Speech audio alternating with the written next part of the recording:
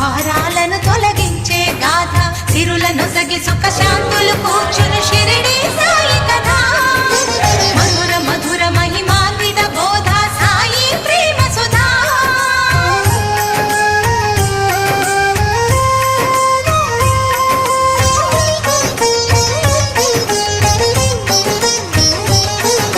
షిరిడి గ్రామంలో ఒక బాలుని రూపంలో వేప చెట్టు కింద వేదాంతిగా కనిపించాడు, తన వెలుగును ప్రసరించాడు. పగలు